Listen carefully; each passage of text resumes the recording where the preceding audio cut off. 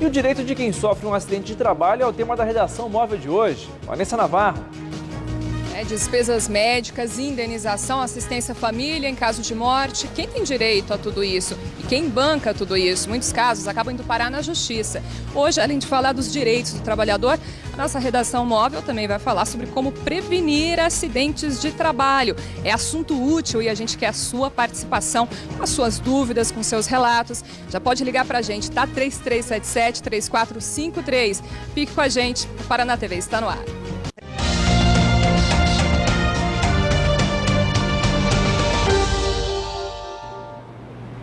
O ano está só começando e 2 trabalhadores já morreram em acidentes na construção civil aqui em Londrina, segundo o Sindicato dos Empregados do setor. No Brasil, todos os anos, mais de 700 mil trabalhadores se acidentam ou sofrem problemas de saúde em razão do serviço. Assunto da redação móvel de hoje, vou conversar com a repórter Vanessa Navarro. Vanessa, quais são os direitos do trabalhador que sofre um acidente? Boa tarde. Boa tarde, Gustavo. Boa tarde a todos, principalmente aos trabalhadores aí que são assunto dessa redação móvel de hoje. Se o trabalhador é registrado em carteira, tudo certinho, segurado pelo INSS, fica tudo mais fácil, né? Aquela questão que muita gente já deve ter utilizado ou até ouvido falar, né? No caso de afastamento, os primeiros 15 dias a empresa tem que bancar realmente os pagamentos, depois disso a Previdência Social é que banca. Mas se o trabalhador for autônomo, que era o caso inclusive desses 2 operários aí que o Gustavo mencionou, que morreram em obras em Londrina nesse começo de ano. E aí, o que acontece? Para esclarecer essas e outras dúvidas, um dos nossos convidados na redação móvel de hoje é o advogado especialista em Direito do Trabalho, doutor Jorge Aidar. Boa tarde, doutor Jorge. Eu falei que eu ia enroscar com muito R aqui. O que acontece nesse caso? O trabalhador é autônomo, se ele precisa de atendimento, quem banca? E se ele morre, quem que dá assistência à família? É um autônomo segurado, recolhe a Previdência, ele tem a cobertura da Previdência no recebimento de eventual auxílio ou acidente ou auxílio doença.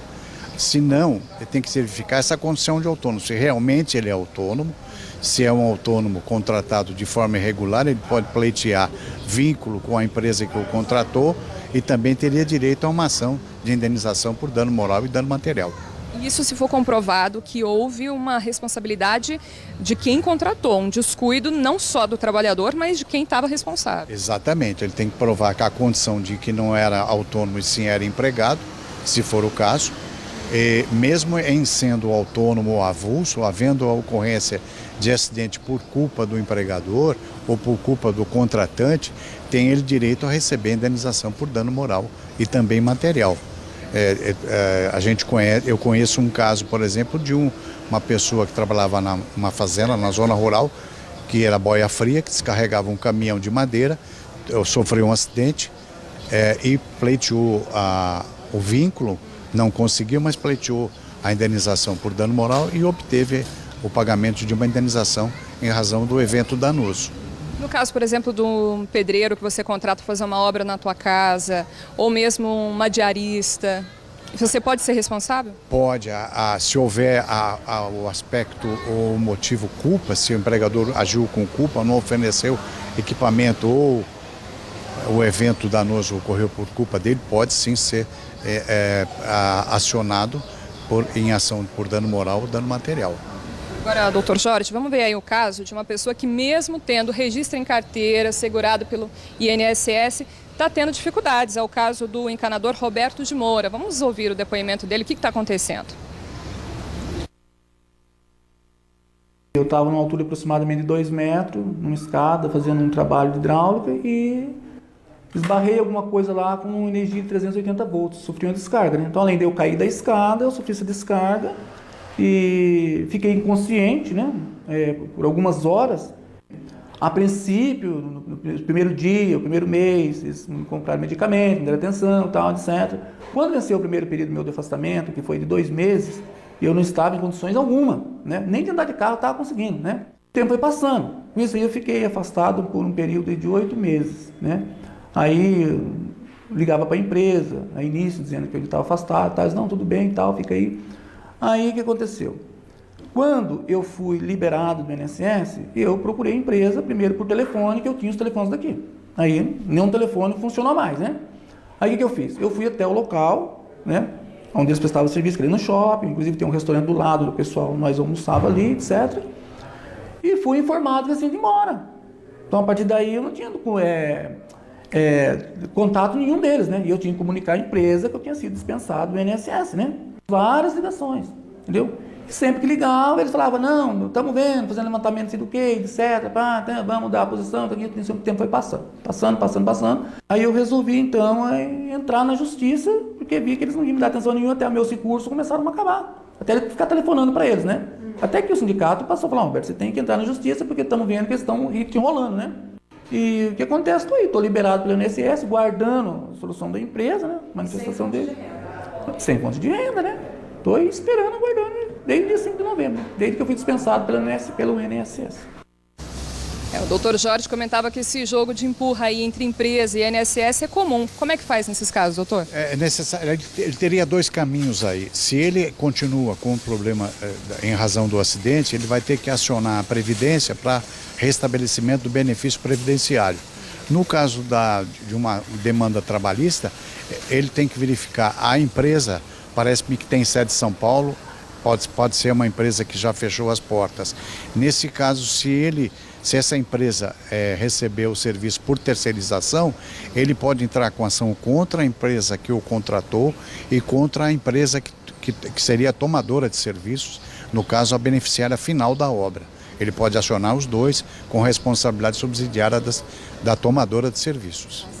Doutora, a gente volta a conversar ainda hoje. A gente também vai falar nessa edição sobre dicas de como prevenir acidentes de trabalho. O professor Cláudio Cartacho já está aqui, também trouxe uns apetrechos. Daqui a pouco a gente vai dar algumas orientações. Você pode mandar a sua pergunta para a redação móvel. Telefone 3377-3453 ou também entra lá no site g1.com.br/RPC TV Londrina. A gente se vê daqui a pouquinho.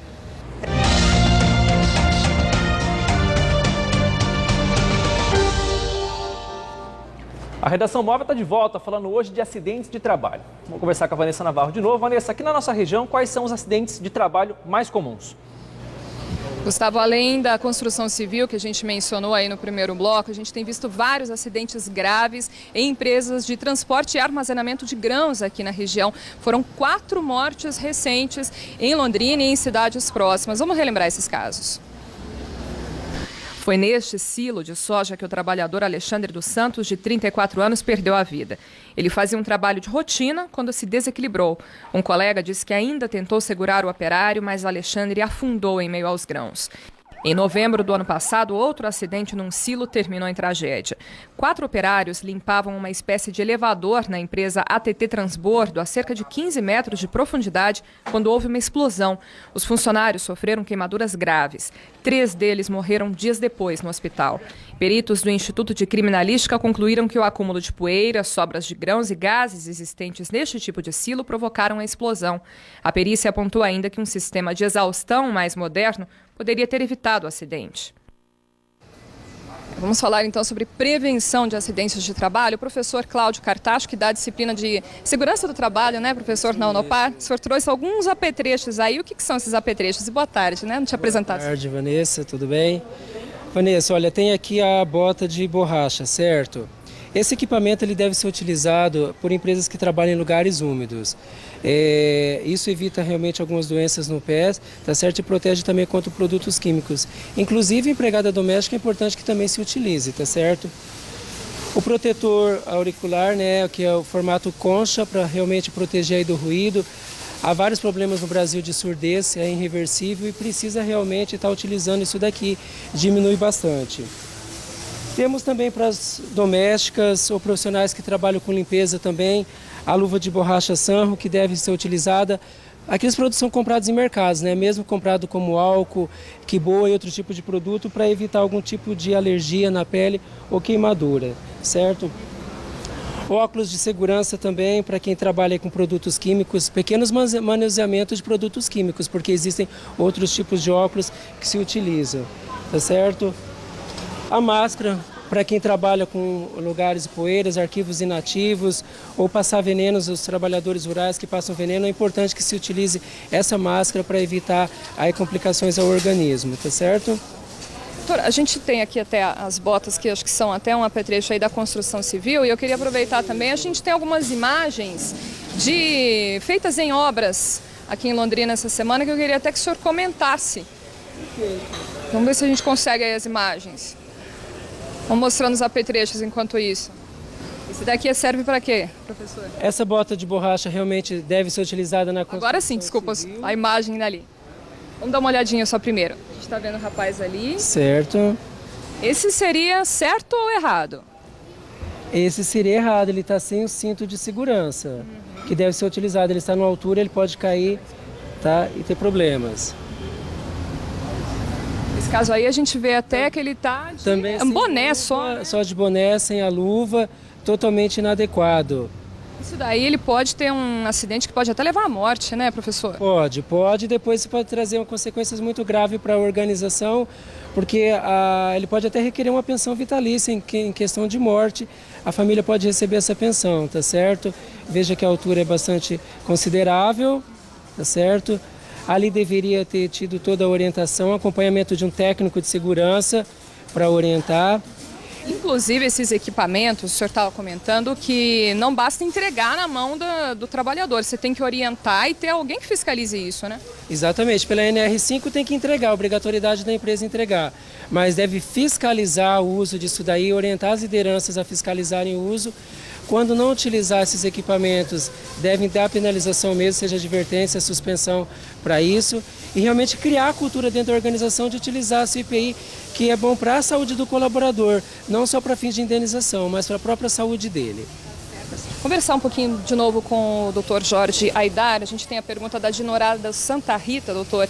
Quer saber se um amigo dela que perdeu recentemente 2 dedos e teve os outros paralisados tem direito à indenização. Ela diz que ele já vai ter que retornar ao trabalho. É meio estranho isso, né? Se foi recente.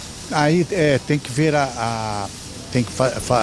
tem que entrar com ação de dano moral e dano material. Se houve redução de capacidade de trabalho, na proporção da redução, ele vai receber, além do dano moral fixado em valor pecuniário, ele vai receber uma coisa chamada pensão mensal vitalícia, que é um valor do salário multiplicado pelo percentual de redução para o resto da vida, ou expectativa de vida, que é calculada pelo IBGE, para a mulher hoje na faixa de 79 anos aproximadamente, e para o homem na faixa de 73, 74 anos, quer dizer, a expectativa de vida. Ele pode pedir uma pensão mensal vitalícia pela redução parcial de capacidade de trabalho.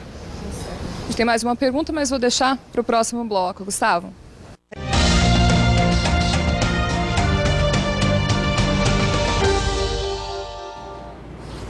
O Tribunal Regional do Trabalho tomou uma decisão polêmica no Paraná. Negou o pedido de indenização ao operário que perdeu parte dos dedos trabalhando. A repórter Vanessa Navarro, que está falando hoje de acidente de trabalho na redação móvel, tem mais detalhes para a gente. Por que dessa sentença, hein, Vanessa? Olha, Gustavo, o tribunal entendeu que esse operário, inclusive aqui de Londrina, de uma fábrica aqui de Londrina, não tinha direito à indenização porque ele machucou os dedos quando tentava consertar uma máquina por conta própria. E, segundo a decisão aí do tribunal, havia uma orientação expressa na empresa para que se chamasse um mecânico nesse caso. Perguntar então para o advogado, o doutor Jorge Aidar, nesse caso ainda cabe recurso? Realmente a empresa pode alegar, olha, já que a gente te orientou que não era para mexer nisso, foi responsabilidade toda sua? Isso é um dos elementos com relação à condenação ou não por danos morais e materiais, que é o evento culpa. De quem é a culpa? A culpa foi do empregador, a culpa foi do empregado que causou o acidente. Neste caso específico, possivelmente existiria uma orientação para que ele não mexesse na máquina, não tentasse consertar. Agora, é importante salientar que este não é um caso final, quer dizer, não transitou em julgado a decisão, cabe recurso ao Tribunal Superior do Trabalho em Brasília. Mas o elemento culpa é condicionante para procedência ou não de uma ação de dano moral e material. Ainda que haja o dano, tem que haver a culpa ou do empregador ou do empregado. Se não houver culpa do empregador, não tem direito o empregado a recebimento do dano. Tem muitos casos que vão parar na justiça, a gente vai ver mais um agora, o caso da dona Janete Marques. Ela já conseguiu se aposentar por invalidez, mas agora ela está lutando por uma indenização. E, aliás, ela conta que desde que sofreu um acidente de trabalho, ela caiu numa loja quando ela estava fazendo uma limpeza em meio a um vendaval, ela vem lutando até para provar que foi acidente de trabalho. O empregador não queria registrar isso. Vamos ver aí o que a dona Janete conta. E quando nessa queda, aí que piorou mais. Aí comecei a fazer tratamento, comecei a passar por perícia, várias perícias. 7 anos eu fiquei fazendo um tratamento, né? E durante esses 7 anos eu fiz um bloqueio na coluna. Melhora, mas volta, né? Fazendo fisioterapia, fazendo várias coisas. Aí eu tive que até que procurar meus direitos, procurar ajuda, procurei a justiça para explicar para mim sobre isso daí, né? Porque a pessoa negou para mim a ajuda que eu precisava, né? Eu sei que acabei tendo depressão, mexeu com muitas coisas da minha vida, assim, eu perdi muitas coisas, né? Que eu não precisava nem estar aposentada. Tem tanta gente aí, gente, que tem os direitos e não sabe que é um acidente de trabalho e afirma a pessoa que é responsável ali pelo aquele funcionário não fala, não procura ajudar a gente, porque nessas alturas a gente fica muito doente. O psicológico da gente acaba dentro de casa, fora, sabe? Conversar de novo com o doutor Jorge. Nesse caso aí, a dona Janete até estava comentando que muitas pessoas não conhecem os direitos, ela demorou para conhecer. O empregador se recusava a registrar um acidente, mesmo tendo testemunhas. Isso acontece muito. Qual que é a orientação nesse caso? Acontece, infelizmente, inúmeras vezes. A empresa tem o receio de emitir a CAT, que é a comunicação de acidente de trabalho, porque ao emitir a carta ela confessa que houve o acidente, então já estabelece o vínculo com o acidente e também em razão da estabilidade que o empregado tem se ele ficar mais de 15 dias afastado em razão do acidente. Teria estabilidade provisória após a alta médica de 12 meses, que é previsto em lei, além de eventual pedido de indenização por danos morais e materiais. No caso dessa senhora, ela ingressou com a ação, teve ganho de causa, vai receber uma indenização por dano moral e também uma pensão mensal vitalícia, que dependendo do juiz manda pagar de forma antecipada, ou seja, calcula a expectativa de vida, multiplica pelo último salário dela e manda pagar de forma integral e de uma única vez, de forma adiantada. Aí é boa notícia para a dona Janete, que inclusive é cliente do doutor Jorge, estava na dúvida aí, ainda bem que ela conseguiu. Agora a gente tem a história que o seu Pedro acabou de passar para a gente por telefone. O seu Pedro era guarda de banco e ele disse que sofreu um acidente com um carro forte, teve que colocar a platina na perna, teve um encurtamento da perna, andou muito tempo em cadeira de rodas, depois com muletas, isso já faz 17 anos. E o seu Pedro diz que não conseguiu se aposentar por invalidez, foi dispensado do trabalho, ficou sem renda e agora, 17 anos depois, ele ainda pergunta se pode ter alguma indenização. Teria que verificar o fato concreto, porque pelo fator tempo, se faz 17 anos que houve o evento danoso, teria ocorrido a prescrição. Agora, tem que verificar se ele ficou afastado desse período ou não, por que não recebeu a aposentadoria por invalidez, isso aí teria que ser melhor investigado. Mas, infelizmente, o fator tempo também é crucial. Se o empregado não acionar a justiça nos prazos legais, ele perde o direito à ação. Agradeço muito os seus esclarecimentos ao longo do programa, doutor. Também agradeço ao professor Cartacho, que deu orientações. A gente espera que todas as informações tenham sido bastante úteis. Gustavo. Obrigado, Vanessa.